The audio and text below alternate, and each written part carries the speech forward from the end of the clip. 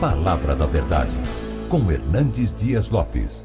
Abra sua Bíblia comigo, por favor, no Evangelho de Cristo, conforme o relato de Mateus, capítulo 2.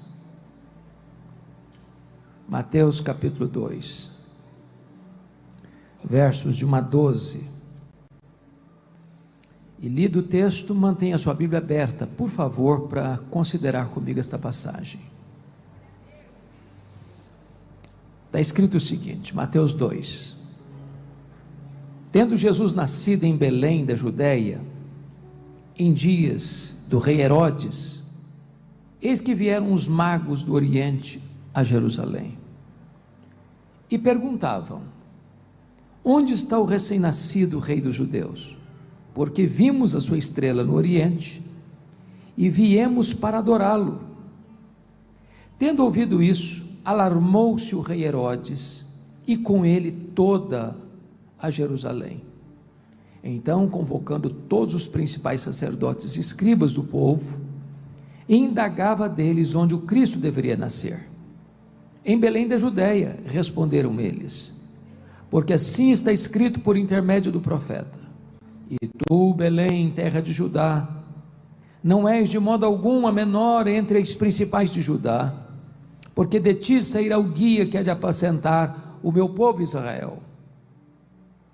Com isto, Herodes, tendo chamado secretamente os magos, inquiriu deles com precisão quanto ao tempo em que a estrela aparecera, e enviando-os a Belém, disse-lhes: ide informar-vos cuidadosamente a respeito do menino, e quando tiverdes encontrado, avisai-me, para eu também ir adorá-lo. Depois de ouvirem o rei, partiram. E eis que a estrela que viram no Oriente os precedia, até que chegando parou sobre onde estava o menino. E vendo eles a estrela, alegraram-se com grande e intenso júbilo. Entrando na casa, viram o menino com Maria sua mãe. Prostrando-se, o adoraram, e abrindo seus tesouros, entregaram-lhe suas ofertas: ouro, incenso e mirra. Sendo por divina advertência prevenidos em sonho para não voltarem à presença de Herodes, regressaram por outro caminho à sua terra. Amém.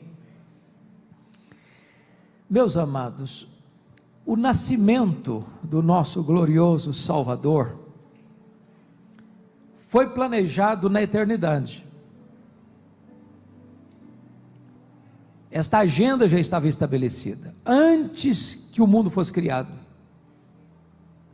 antes que os anjos ruflassem suas asas para rapidamente atender à ordem divina, antes que as estrelas brilhassem, antes que o homem fosse criado. Esta decisão já estava tomada, lá nos refolhos da eternidade. O nascimento de Jesus foi profetizado no Antigo Testamento. Aliás, todo o Antigo Testamento apontava para esse dia. Ele é a semente da mulher que haveria de esmagar a cabeça da serpente. Ele era representado ou simbolizado por aquele cordeiro da Páscoa, cujo sangue, passado no batente das portas, livrou o povo, ou os primogênitos de Israel, da morte fatídica. Ele foi simbolizado pela coluna de nuvem que guiava o povo de dia, pela coluna de fogo que guiava o povo de noite, pelo maná que caía do céu, e pela água que brotava da rocha. Ele foi simbolizado pelo tabernáculo, pela arca da aliança, pelo templo. Ele foi simbolizado pelas festas de Israel, pelos sacrifícios do templo. Ele foi simbolizado pelo sábado. Tudo apontava para ele. Ele é o maravilhoso conselheiro, o Deus forte, o Pai da eternidade, o príncipe da paz, o sol da justiça e a brilhante estrela da manhã. O nascimento de Jesus foi preparado não só no céu, mas também na terra. Deus preparou um povo, chamado povo grego, para dar ao mundo uma língua universal. Deus preparou um povo, o povo romano, para dar ao mundo uma lei universal. E Deus preparou um povo, o povo judeu, para trazer ao mundo as Escrituras, a palavra universal de Deus. E então, na plenitude dos tempos, ele nasceu de mulher, nasceu sob a lei, para ser o nosso Redentor. Diz a Bíblia que o Verbo eterno, pessoal, divino, autoexistente, criador, infinito, imenso, eterno, imutável, onipotente, onipresente, onisciente, transcendente, soberano, se fez carne e habitou entre nós, cheio de graça e de verdade, e vimos a sua glória, glória como no unigênito do Pai.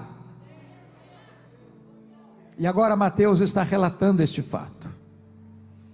E é curioso que Mateus, que foi escrito para os judeus, não desce a detalhes como Lucas, que é o Evangelho universal, acerca dos detalhes de quem governava o mundo a partir do Império Romano, quem governava na Síria. Ele já começa informando que Jesus nasceu em Belém da Judéia nos dias do rei Herodes.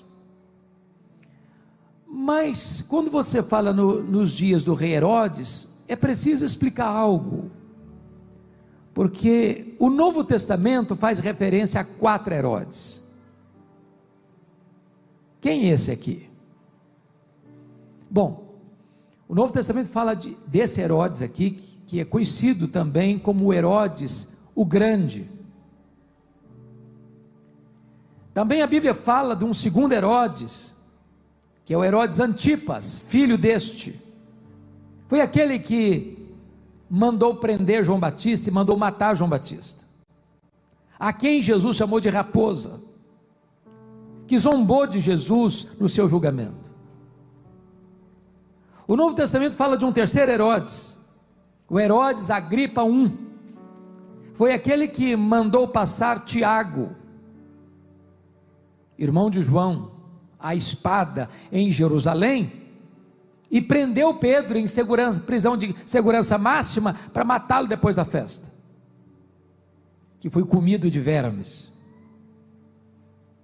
O Novo Testamento fala de um quarto Herodes, é o Herodes Agripa II, foi aquele que esteve presente quando Paulo estava preso em Cesareia Marítima, e que disse para Paulo: por pouco me persuades a me fazer um cristão. Quando a Bíblia fala deste Herodes, eu gostaria de olhar este cenário em 3 perspectivas, porque o Natal de Jesus, a mensagem de Jesus, ela requer uma decisão, e esse texto vai retratar para nós 3 decisões. A primeira delas eu chamaria de rejeição e hostilidade. Há uma informação aqui, que Bispo Júlio, sempre que eu lia, eu disse: meu Deus, não faz sentido para mim. Porque notem vocês o que está escrito no versículo 3: tendo ouvido isso, ouvido o quê? Ouvido o quê? Ouvido o que os magos disseram em Jerusalém: onde está o recém-nascido rei dos judeus? Porque vimos a sua estrela no Oriente e viemos para adorá-lo. Agora olha o verso 3: ouvindo isto, alarmou-se o rei Herodes e com ele toda Jerusalém. Não faz sentido para nós isso aqui. Como é que um rei fica alarmado? Simplesmente com uma pergunta de alguns estrangeiros que acabam de chegar: onde está o recém-nascido rei dos judeus? Vimos a sua estrela no Oriente e viemos adorá-lo. Isso não é para alarmar ninguém? Por que esse rei está alarmado? Por que o texto nos diz que não Jerusalém, mas toda Jerusalém estava alarmada. Você não consegue entender o que está escrito aqui, a não ser que você entenda mais algumas coisas sobre esse Herodes. Quem era esse Herodes de fato? Então me permita apresentá-lo a vocês nesta noite. Este Herodes era filho de Antípatro, que tinha nascido em Ascalão, no sul de Israel, e ele era edumeu, e significa que ele era descendente de Esaú, portanto tinha uma espécie de parentesco muito próximo com os judeus. Esse homem foi nomeado pelo Senado romano como rei de Israel no ano 37 a.C. E ele foi chamado de rei dos judeus. E esse homem tem duas características que passo a destacar. Primeiro, diríamos hoje que ele era um político empreendedor, um grande construtor.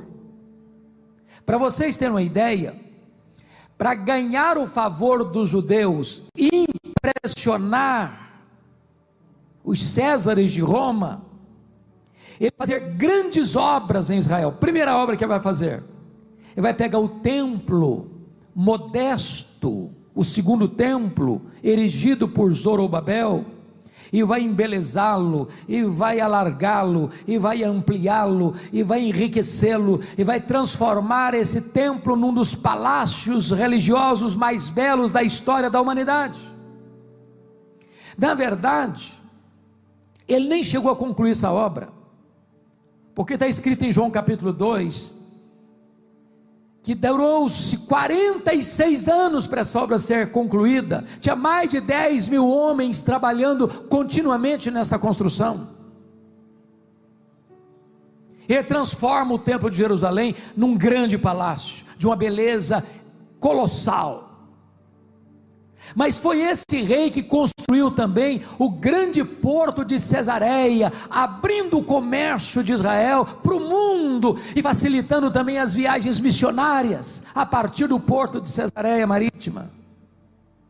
Terceiro, foi este rei que construiu a grande fortaleza de Massada, às margens do Mar Morto, que acolhe 3.000 judeus que fugiram quando a cidade foi destruída no ano 70, pela invasão do general Tito.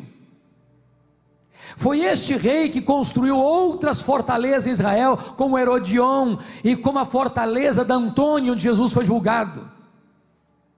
Ele foi um homem de grandes obras, portentosas obras. Ele era um grande construtor.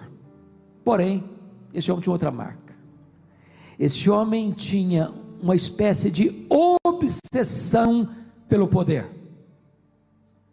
Então eu passo agora a relatar algumas coisas sobre a vida dele. Primeiro, Herodes o Grande casou-se nada menos do que 10 vezes. Herodes o Grande, logo que assume o governo, ele destrona e mata os antecessores do governo dele, que era a família Macabeia. Vocês se lembram da guerra dos Macabeus? Toda essa dinastia, logo que Herodes o Grande assume o governo, ele mata todos eles. Mas, como o sinédrio judaico era governado por 71 homens, logo que ele assume o governo, ele mata do sinédrio 45, para dizer: quem manda aqui sou eu. Todo mundo tem que ter medo de mim. De uma única vez ele mandou matar 300 elementos da corte do seu governo. Para vocês terem uma ideia, das 10 mulheres que ele tinha, a sua preferida chamava-se Mariana, membro da nobreza.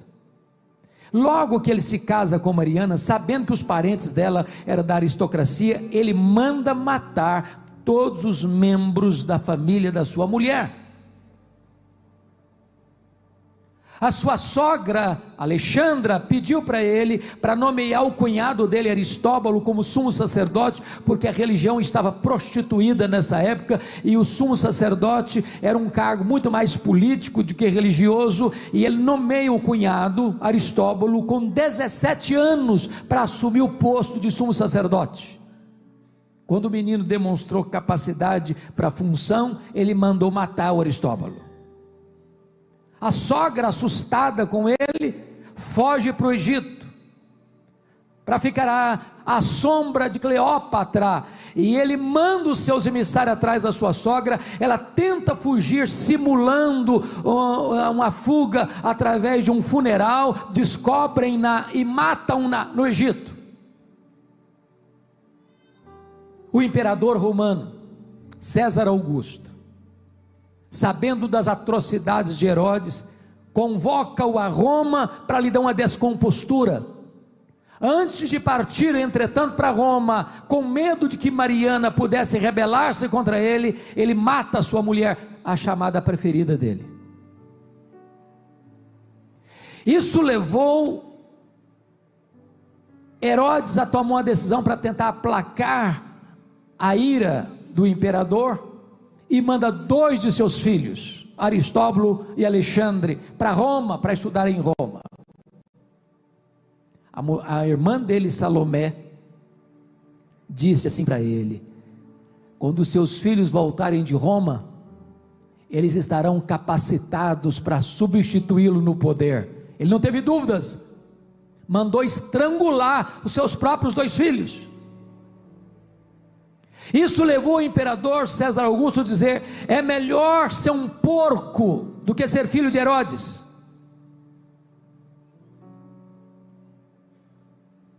Quando ele estava para morrer, e ele morreu na instância hidromineral de Jericó, uma doença prolongada e muito sofrida,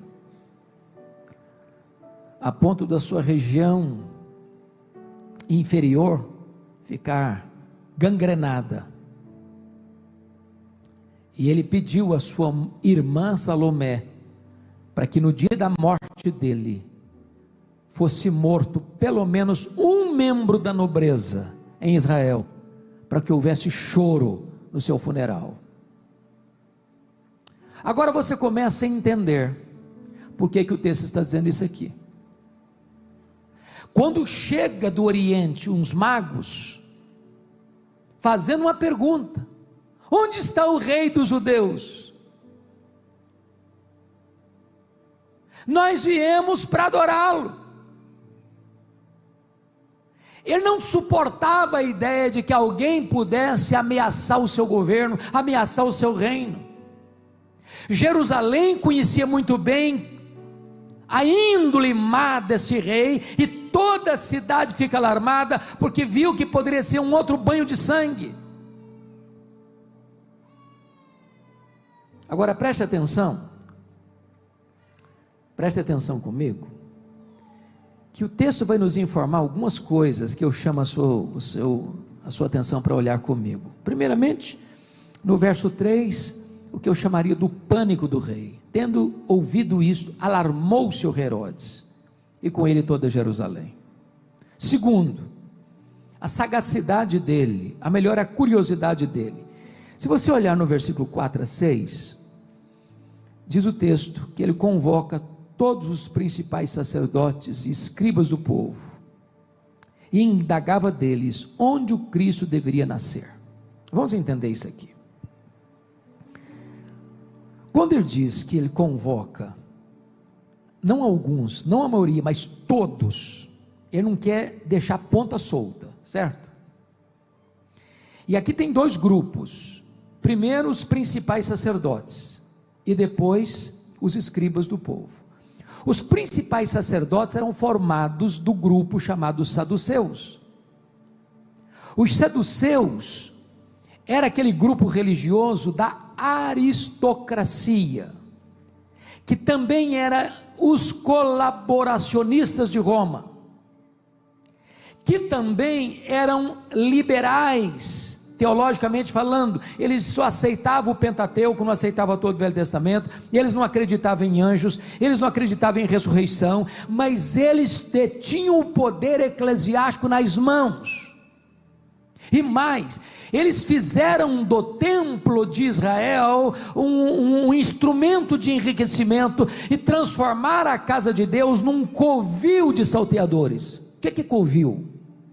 Covil é um esconderijo onde um ladrão toma o que é do outro e se esconde. Como assim? Vocês sabem que nas festas de Israel, caravanas iam do mundo inteiro para fazer os seus sacrifícios, só que eles traziam moeda estrangeira e não podiam trocar a moeda, e não podiam usar a moeda estrangeira, antes, porque também tinha que comprar os sacrifícios, as pombas, os cordeiros, lá na praça do templo. E o que acontecia? Eles tinham que fazer o câmbio com eles, com os saduceus, e com taxas pesadíssimas, e com isso eles transformaram a casa de Deus numa casa de comércio, numa casa de lucro, e transformaram a casa de Deus num covil de salteadores. Mas eles ocupavam o poder eclesiástico.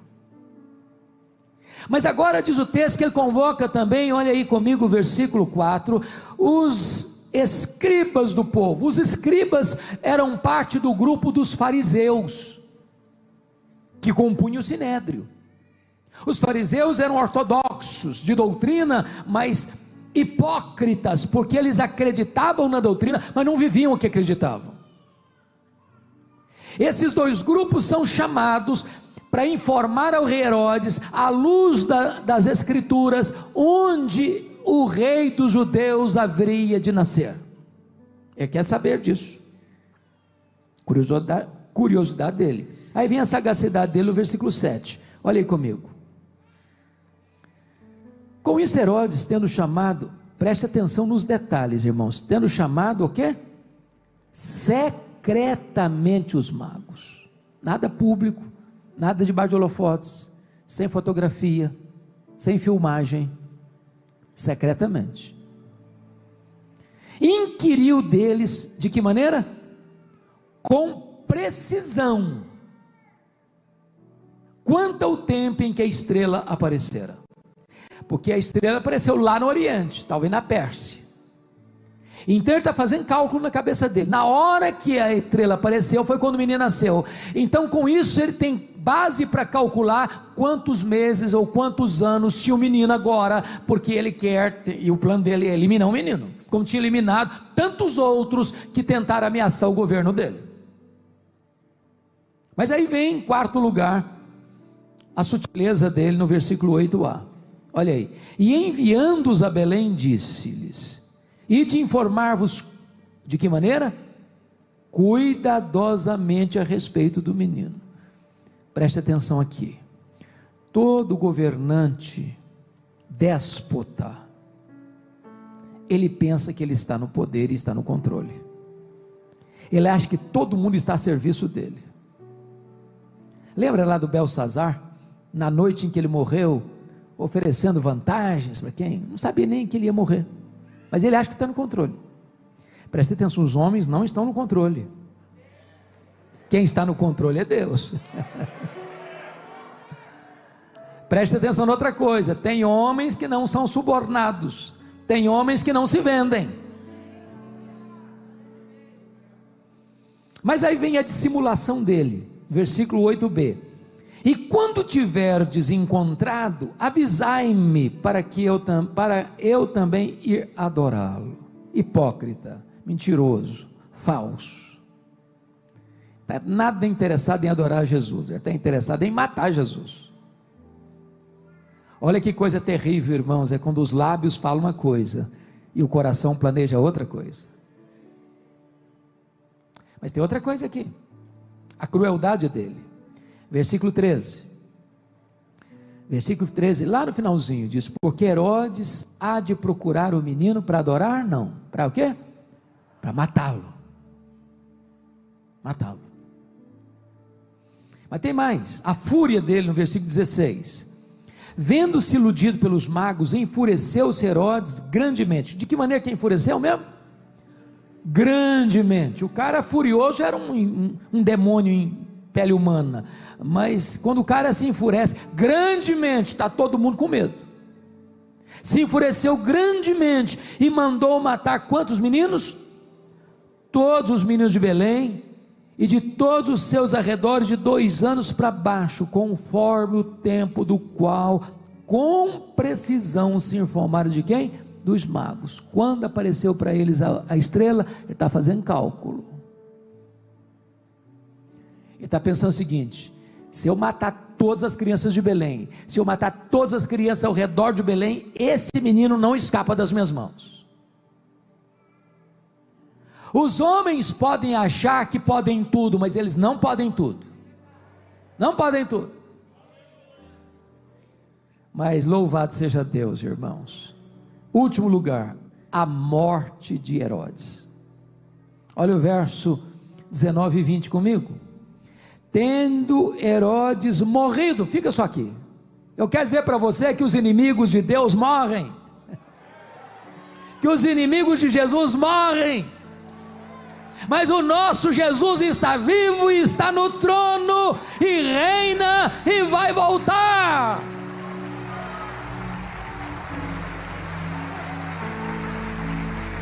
Hoje o nome de Jesus muitas vezes é blasfemado, é zombado, é perseguido nos parlamentos, nas cortes, na imprensa, na mídia, no teatro, aqui, ali, acolá. Os inimigos de Jesus escarnecem dele, mas ele está vivo e ele reina, e aqueles que zombam de Jesus estão sentenciados à morte, eles morrem.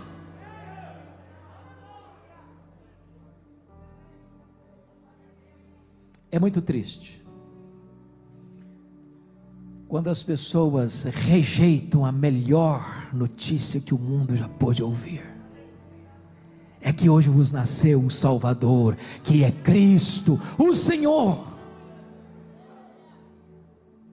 Agora, sabe por que, irmãos, que as pessoas ainda hoje odeiam a Jesus? É porque Ele está vivo. Ninguém odeia um morto. Eu pergunto a vocês, quem odeia hoje os faraós do Egito? Quem odeia? Quem odeia hoje Senaqueribe, da Síria? Quem odeia hoje Nabucodonosor, da Babilônia? Quem odeia hoje Ciro o Grande ou Dario I, do Império Medo-Persa? Quem odeia hoje Alexandre o Grande? Quem odeia hoje os Césares de Roma? Sabe por que essas pessoas não são odiadas hoje? Porque elas estão mortas. Mas o nosso glorioso Senhor está vivo. Agora, sabe por que esta igreja todo ano prepara uma festa para celebrar o Natal? Você não comemora o nascimento de quem está morto, você comemora o nascimento de quem está vivo. Ele está vivo e Ele é a razão da nossa vida.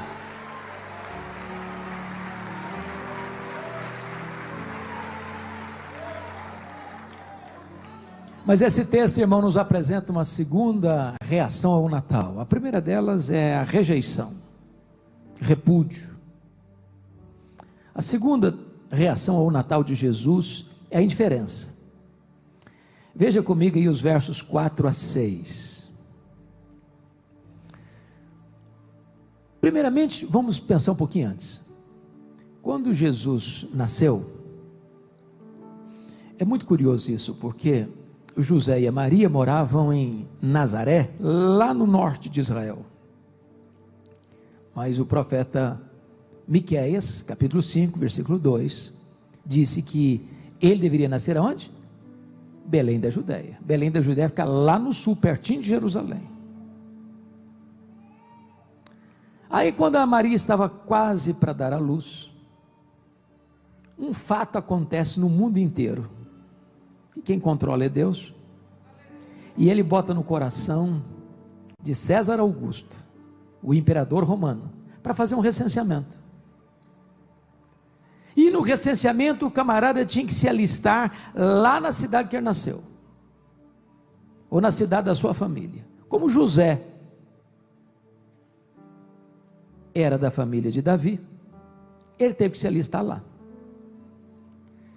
Mas ele não deixa Maria em Nazaré, talvez porque Maria, preste atenção nisso, estava sendo mal falada. Maria apareceu grávida,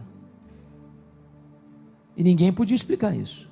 O anjo apareceu para ela, não apareceu nem para José. O José quis se divorciar dela secretamente.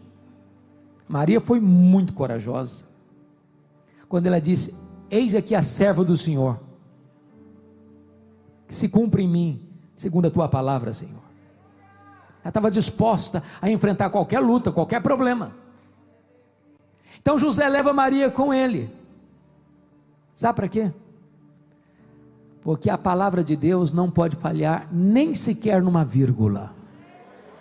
A palavra de Deus é viva, ela é verdadeira, ela é poderosa. Pode passar o céu, pode passar a terra, mas a palavra de Deus não pode passar. Quando chega em Belém, diz a Bíblia que as hospedarias estão cheias. Nem olhando Maria, prestes a dar à luz, sensibilizou alguém de ceder o lugar. E de fato ele não podia nascer numa hospedaria, numa pensão, num hotel, porque fica bem ao Cordeiro de Deus nascer e ser colocado numa manjedoura, um coxo onde os animais comiam. Agora presta atenção, não havia lugar para Jesus em Belém. O pão da vida não encontrou espaço na casa do pão. Belém significa casa do pão. Não tinha lugar para o pão da vida nascer na casa do pão. Mas agora os principais sacerdotes e os escribas do povo, gente boa de Bíblia, gente que conhecia teologia, ao saber com precisão que ele nasceria em Belém da Judeia, e sabe qual é a distância de Belém da Judeia para Jerusalém, onde eles estavam? Os principais sacerdotes e os escribas? 10 quilômetros. Sabe quanto você gasta a pé para andar 10 quilômetros? 1h30, a pé. Enquanto os magos cruzaram o deserto, mais de 1000 quilômetros para vir a Jerusalém, quem conhecia a Bíblia, quem conhecia a doutrina, quem conhecia a palavra de Deus, quem tinha todo o arcabouço do conhecimento bíblico, de forma completamente indiferente, não tem coragem de sair de Jerusalém para ir ali na esquina adorar Jesus. Deixa eu lhe dizer algo, não basta ser um teólogo, não basta ser um grande conhecedor da Bíblia, o Senhor quer ver o seu coração. Indiferentes, completamente indiferentes. O que é pior, a indiferença não tardou para virar inveja, ciúme, disputa, e não tardou para que a indiferença, que virou inveja, que virou ciúme, transformar-se em ódio. E não tardou-se para que esses escribas do povo e esses principais sacerdotes transformassem-se nos principais inimigos de Jesus, que tramaram contra ele, que contrataram testemunhas falsas contra ele, que o acusaram falsamente de blasfêmia contra Deus, de conspiração contra César, e levassem Jesus ao pretório romano e gritassem loucamente: crucifica-o, crucifica-o, crucifica-o. Às vezes aqueles que mais odeiam a Jesus são aqueles que mais conhecem acerca de Jesus.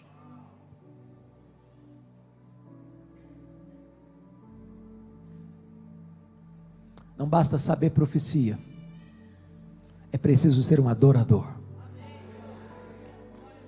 E você e eu viemos aqui hoje porque nós queremos adorar a Jesus.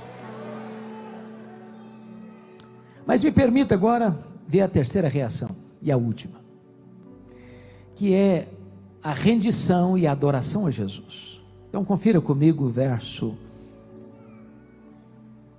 de número 1. Tendo Jesus nascido em Belém da Judéia, em dias do rei Herodes, eis que vieram os magos do Oriente a Jerusalém. Esses homens eram gentios, talvez sacerdotes persas, estudiosos dos astros. E eu pergunto a vocês, quantos eram mesmo? Quantos? Está escrito isso na sua Bíblia? Quantos eram? Nós não sabemos. Uns magos.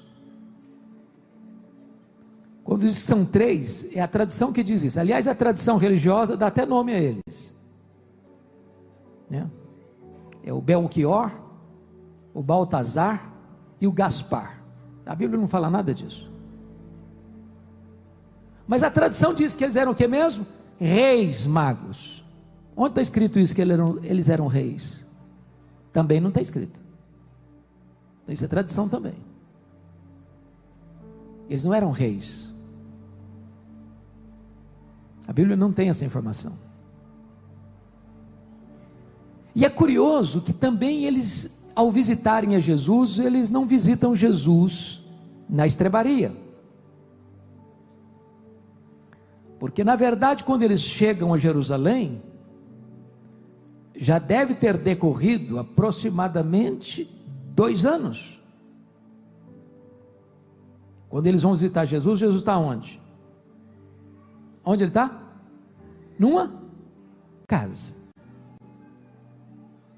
A Bíblia não nos informa quanto tempo durou a viagem deles, mas o certo é que eles vieram do Oriente, talvez da Pérsia, mais de 1000 quilômetros, talvez a pé, de camelo, enfrentando o calor sufocante do dia, os ventos gelados da noite, os perigos de uma viagem tão longa, que não era fácil. O que está acontecendo com esses homens?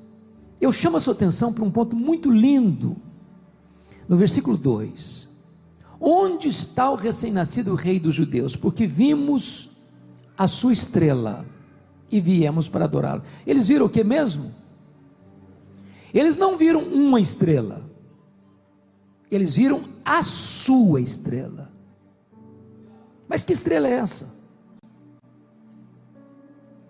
Eu peço que você abra a sua Bíblia comigo para você olhar isso. Depois a gente volta para cá. Abra a sua Bíblia em Números 24, versículo 17. Números 24, 17. Está escrito assim: vê-lo-ei, mas não agora, contemplá-lo-ei, mas não de perto. Uma estrela procederá de Jacó, de Israel subirá um cetro que ferirá as têmporas de Moabe e destruirá todos os filhos de Sete. Quando esses magos viram a sua estrela, muito provavelmente eles eram como que prosélitos.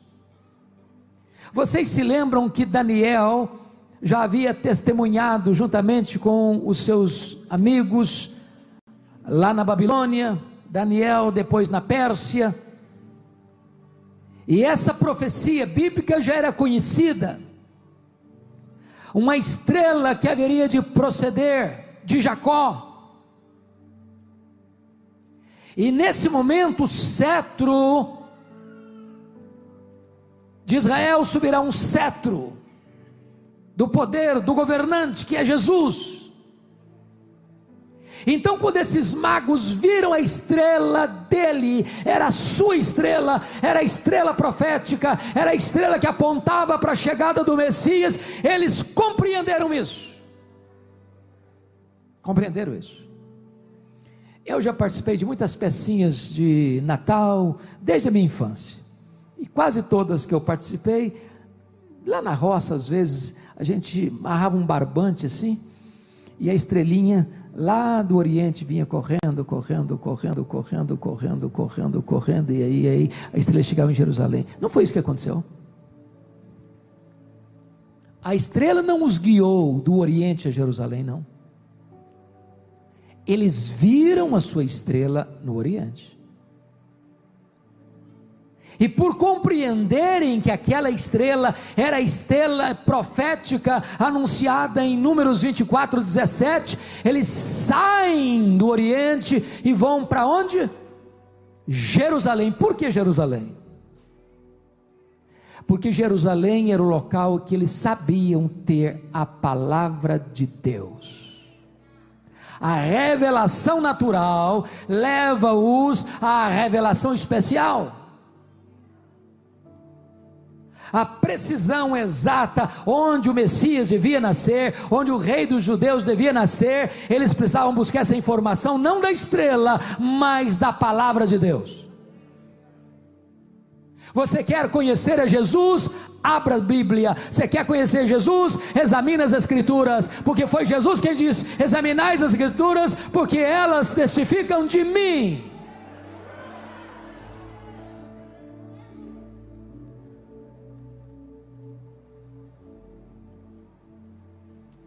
Agora, o que me impressiona é que os judeus rejeitam o seu Messias. Veio para o que era seu, os seus não receberam.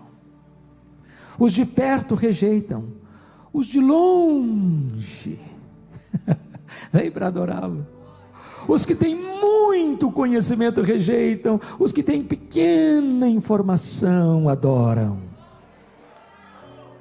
Oh, meus irmãos,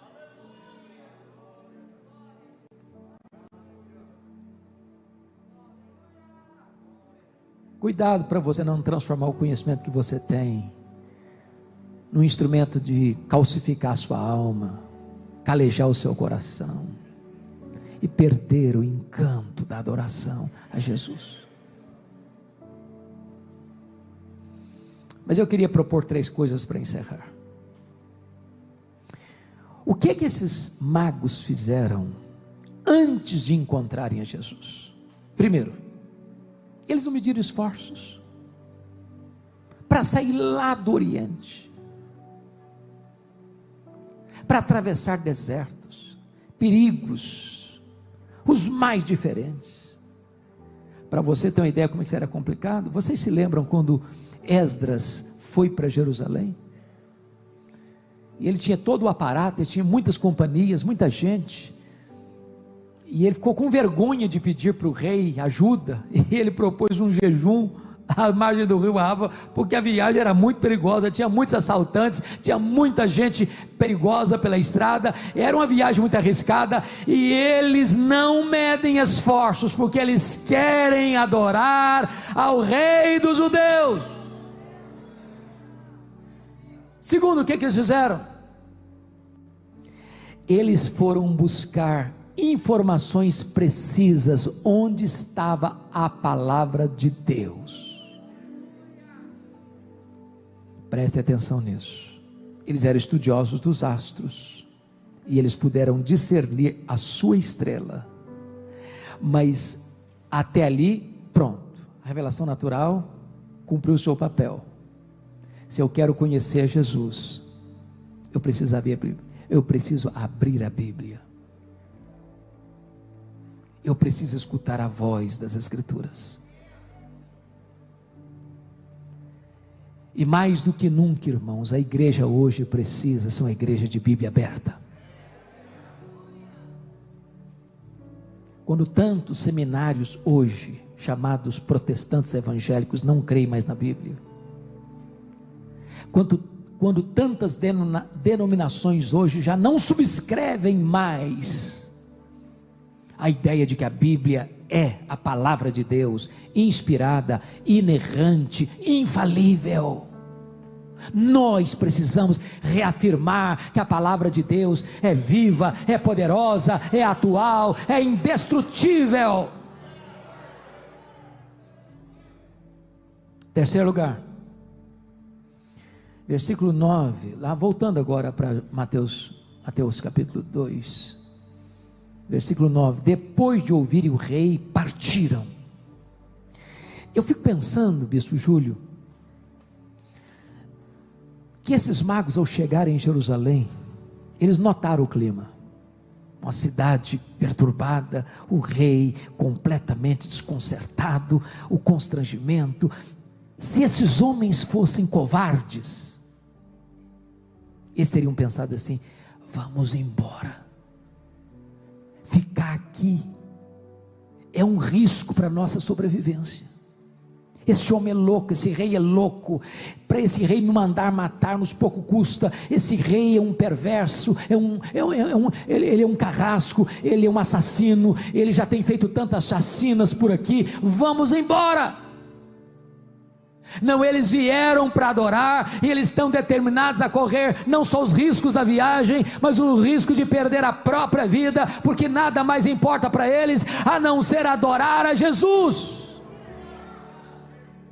Se você não tiver coragem de renunciar a você mesmo, de negar a você mesmo, de tomar a própria cruz do Senhor, você não está apto a ser um discípulo de Jesus.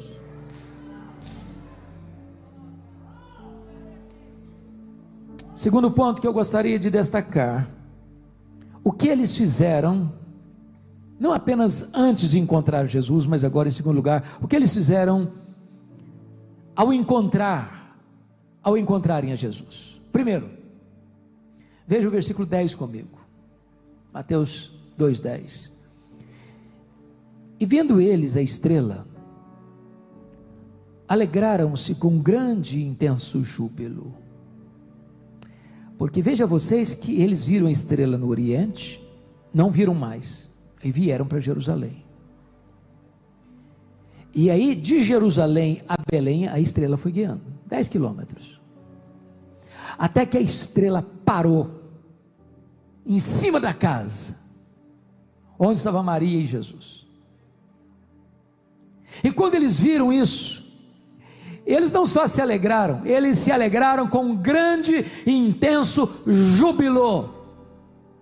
Enquanto uns estão cheios de ódio, como Herodes, enquanto outros estão cheios de indiferença, como os principais sacerdotes e os escribas do povo, eles estão cheios de alegria. Meu amado irmão, no mundo de tanta indiferença a Jesus, no mundo de tanta hostilidade a Jesus, no mundo onde se escarnece de Jesus, nas praças, nas ruas, nas passarelas de carnaval, eu quero dizer para você que a igreja de Deus se alegra com grande e intenso júbilo, porque Jesus é o Senhor da nossa vida.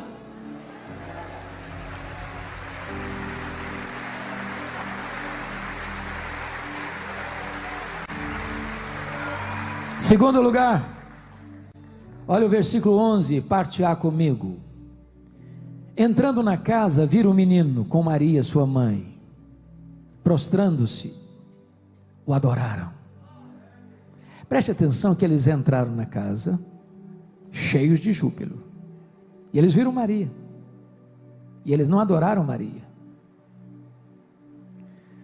Maria é uma grande mulher, um exemplo, aquela que encontrou graça diante de Deus, aquela que é bem-aventurada entre as mulheres. Mas Maria não deve ser adorada. Adorar Maria não é honrá-la, porque isso ia frontalmente contra as suas convicções e a sua fé. Eles entram, eles se prostram e eles adoram o menino, adoram a Jesus. Aquele menino era o Rei da Glória, aquele menino era o Criador do universo, aquele menino era o cabeça da igreja, o Senhor da igreja, o fundamento da igreja, o edificador da igreja, o protetor da igreja. Aquele menino era o Rei dos reis, o Senhor dos senhores, o grande Deus, o nosso glorioso Redentor. Mas em terceiro lugar, vejam comigo o verso de número 11, parte B, que abrindo seus tesouros, entregaram-lhe suas ofertas, ouro, incenso e mirra. Por que entregar essas ofertas? Trazendo de tão longe, talvez tomando o máximo de cuidado para não serem assaltados, ao longo da longa jornada. Porque ouro é o presente para o rei, incenso é o presente para Deus, o incenso sobe para Deus, e mirra era o unguento usado para embalsamar os mortos. Aqueles magos entenderam que aquele menino era o rei, não só dos judeus, mas o rei dos reis, o rei das nações, o rei dos povos.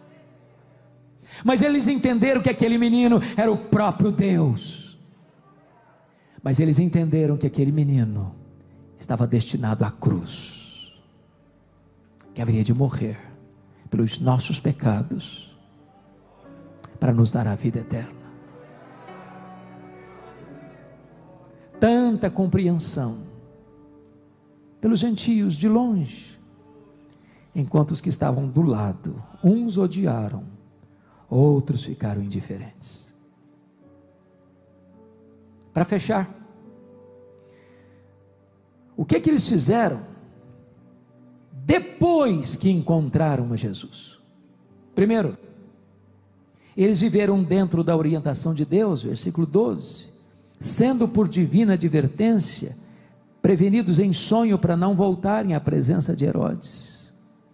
Até então eram guiados pela revelação natural, mas agora, depois que encontram Jesus, eles são guiados pela revelação especial.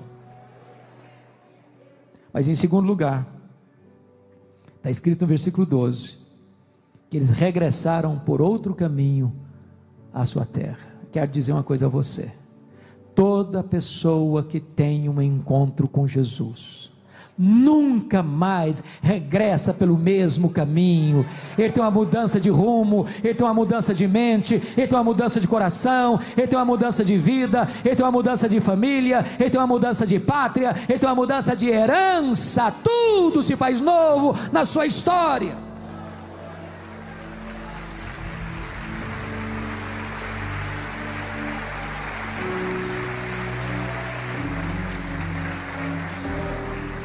Irmãos, eu concluo dizendo que esse texto tem 3 decisões a respeito de Jesus: rejeição,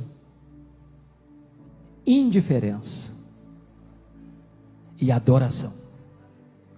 Qual é a sua escolha nesta noite?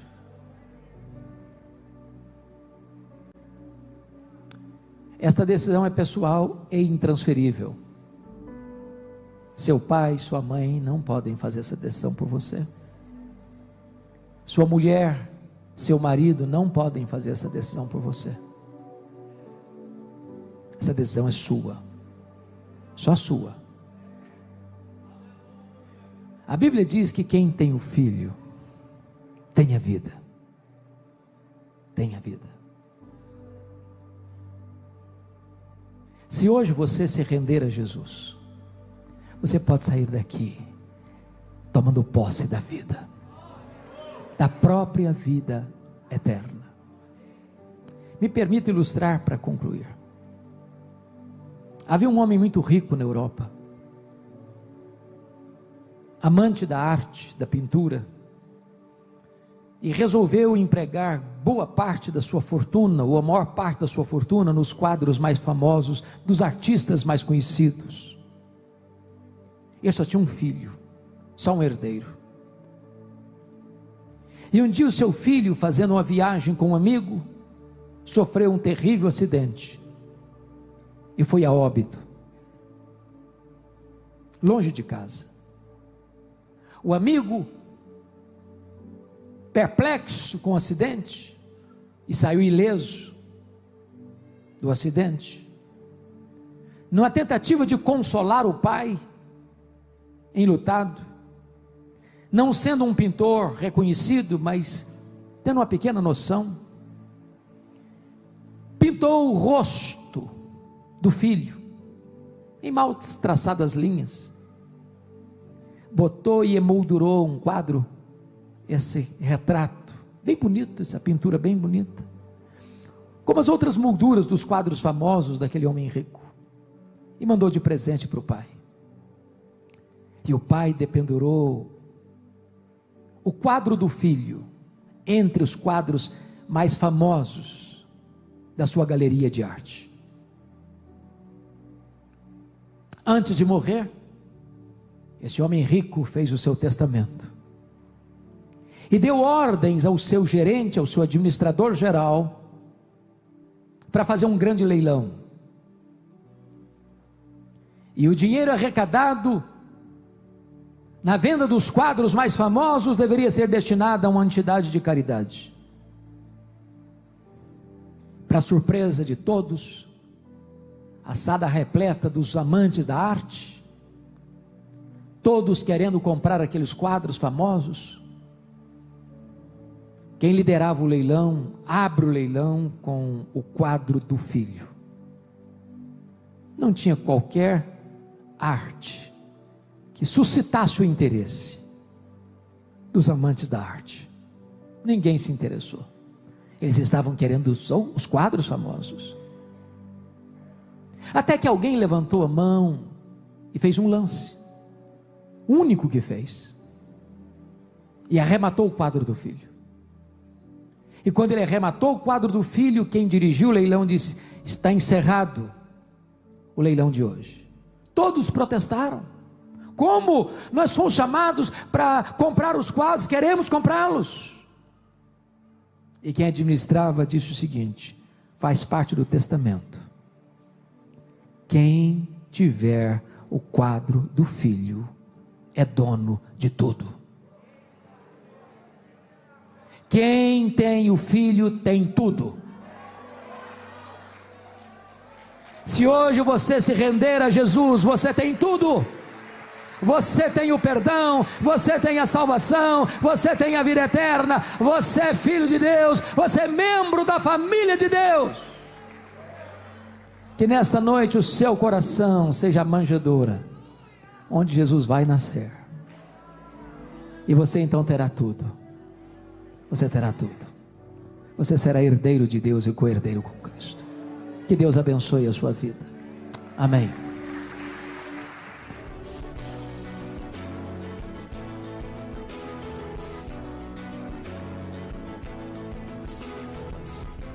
Palavra da Verdade, com Hernandes Dias Lopes.